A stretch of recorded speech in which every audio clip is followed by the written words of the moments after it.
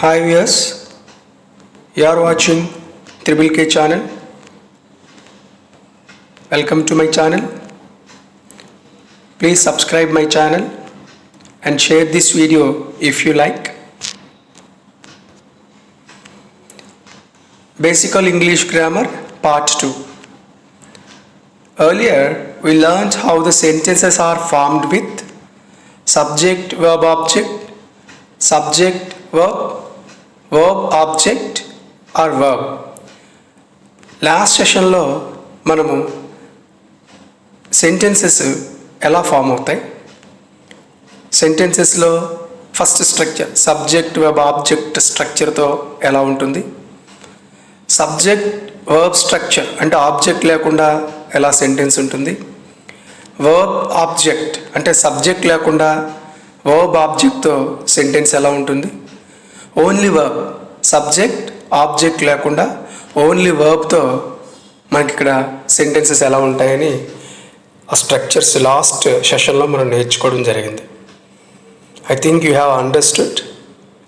In this session you are going to learn remaining things. Basically every sentence has two parts. ప్రతి వాక్యంలో రెండు భాగాలు ఉంటాయి. One subject, two predicate. ఆ రెండు భాగాలు ఏంటంటే subject, predicate.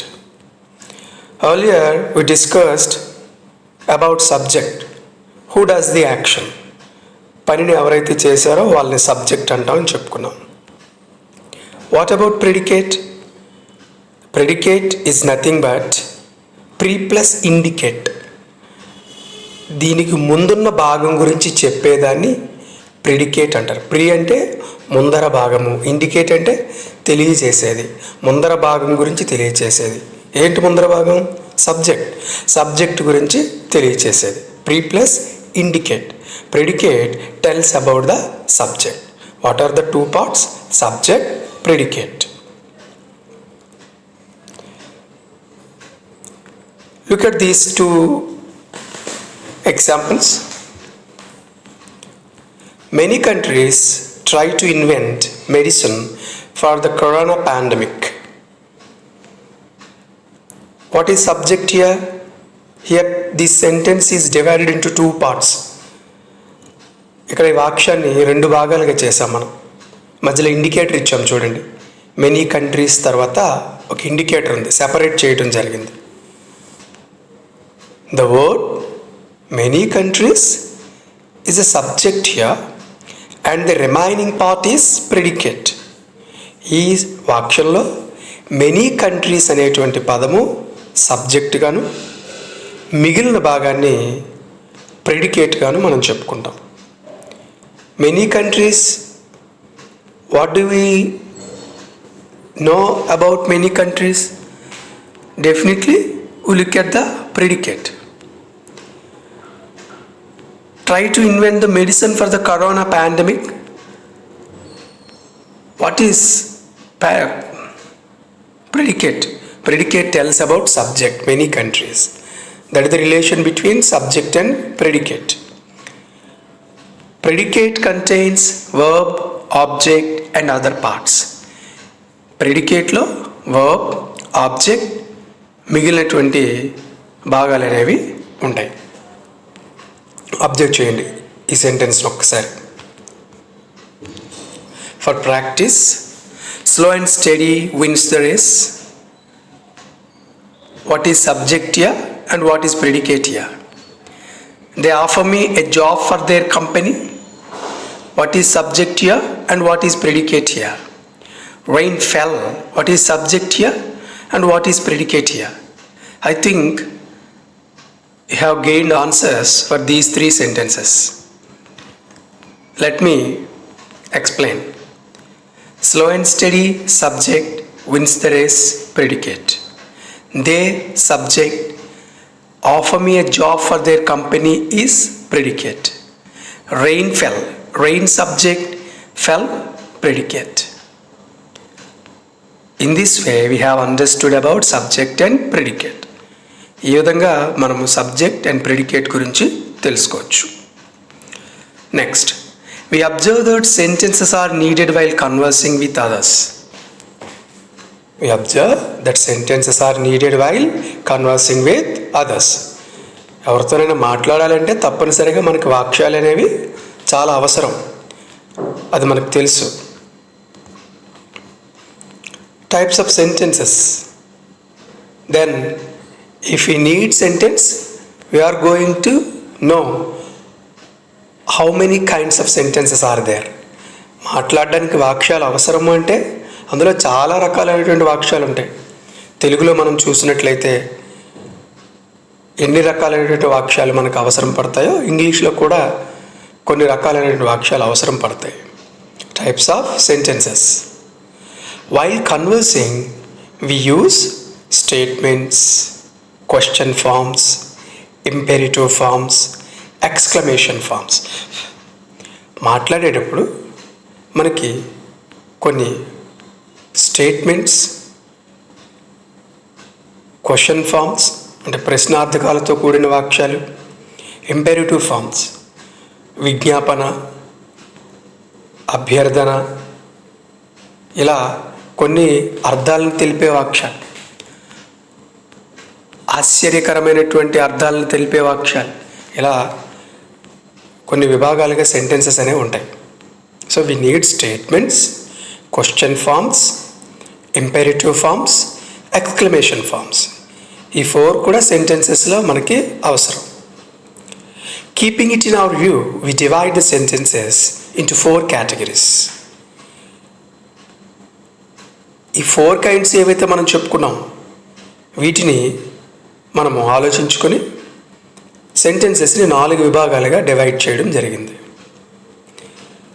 Assertive sentences, interrogative sentences, imperative sentences, exclamatory sentences. Come again. Assertive sentences, interrogative sentences, imperative sentences, exclamatory sentences. Okay, first we are going to define these sentences. We just discussed there are 4 kinds of sentences.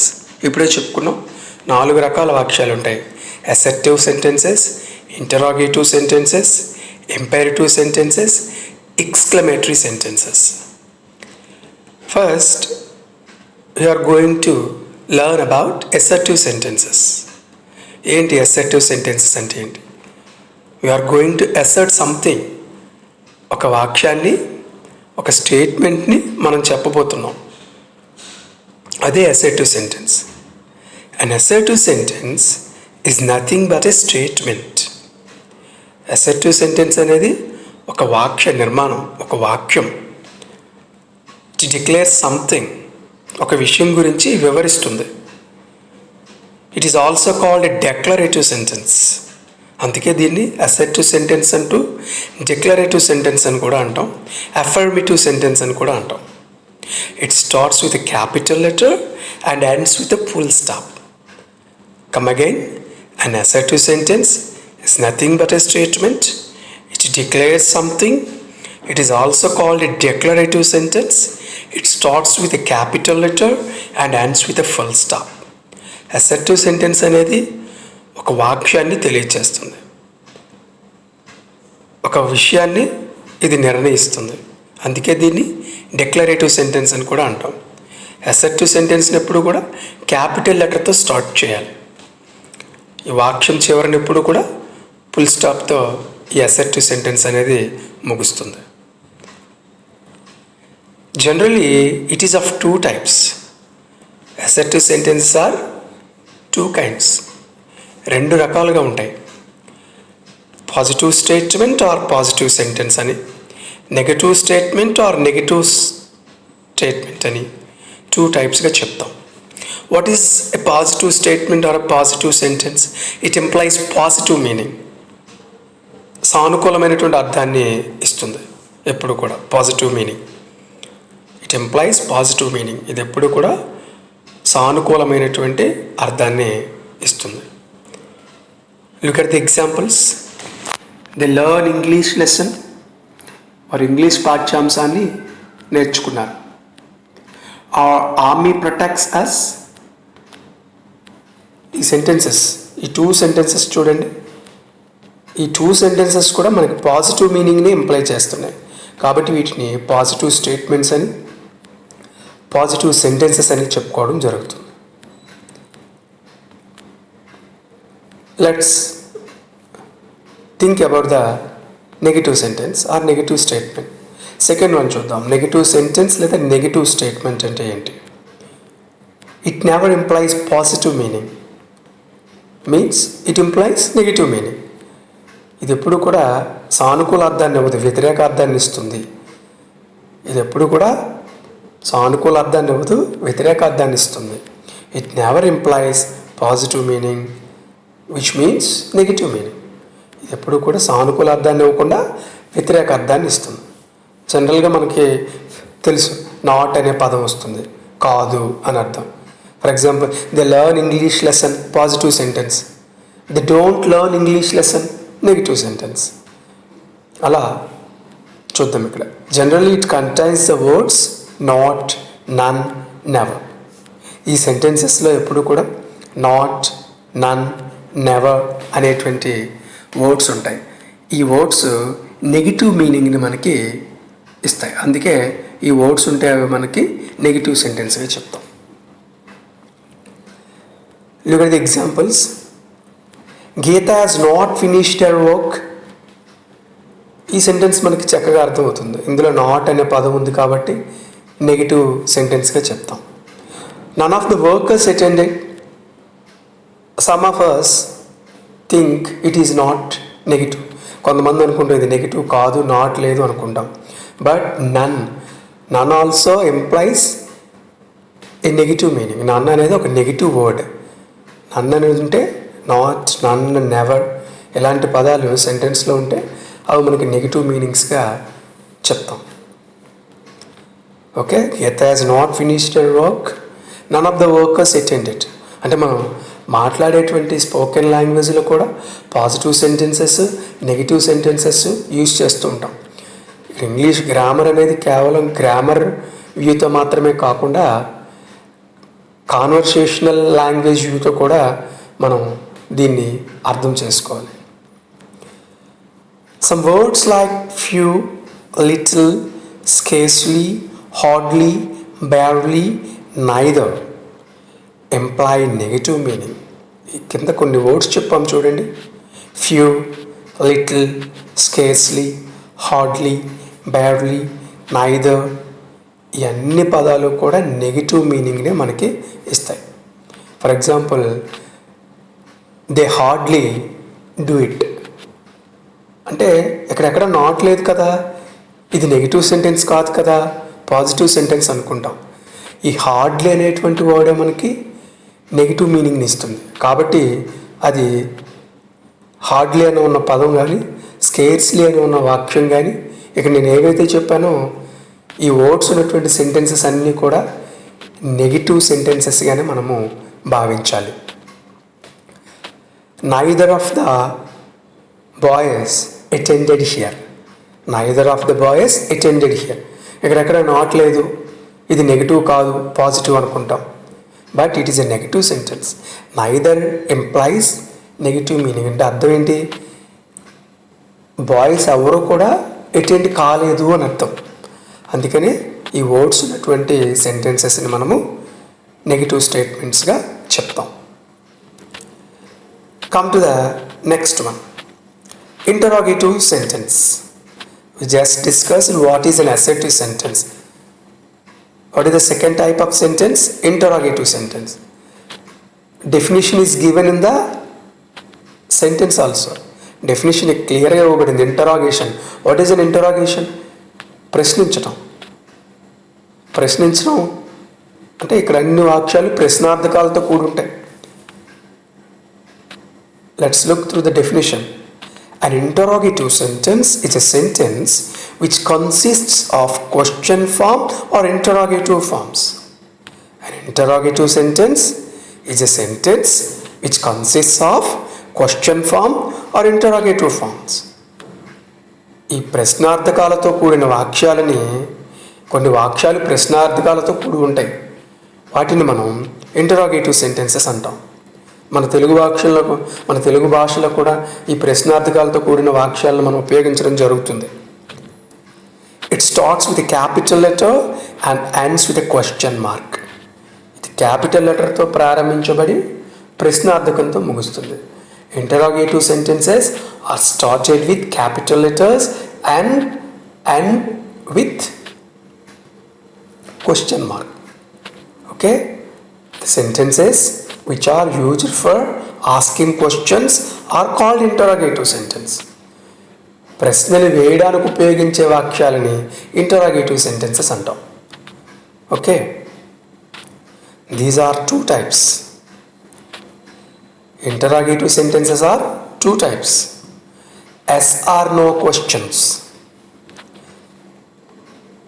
Second one, WH words. First, we discuss about yes or no questions. Yes or no questions, we can get answers with yes or no for these questions. We can get answers with yes or no for these questions. For yes or no questions, we can get answers with yes or no. Yes or no questions ki answers yes or no tone మనం పొందుతాం. For example, look at the sentences. Have you prepared it? నువ్వు దీన్ని సిద్ధం చేసావా? సిద్ధం చేస్తే yes అని, సిద్ధం చేయకపోతే నో అని. Do you like to attend there? నువ్వు అక్కడికి హాజరవడానికి ఇష్టపడుతున్నావా? ఇష్టపడితే ఎస్ అని, హాజరు కావడానికి ఇష్టపడకపోతే నో అని మనము ఆన్సర్ చెప్పచ్చు. Please observe these 2 sentences. We just answer for these questions with yes or no. కేవలం ఎస్ లేదా నోతో ఈ సెంటెన్సెస్కి మనము ఆన్సర్స్ని చెప్పొచ్చు. That's why these type of questions are called yes or no questions. అందుకనే ఇలాంటి క్వశ్చన్స్ని ఎస్ ఆర్ నో క్వశ్చన్స్ అన్నారు. Okay, I think you have understood. If we get answers with yes or no for such kind of questions, these are called yes or no questions. ఏ క్వశ్చన్స్కి అయితే yes లేదా నోతో మనం సమాధానం చెప్తామో, పొందగలుగుతామో వాటిని yes or no questions అంటారు. Next, WH questions. We can't get answers with yes or no for these questions. Previously, we discussed that we get yes or no words as answers for questions. Those are called yes or no questions. For these questions, we can't get answers with yes or no. Such type of sentences are called WH questions.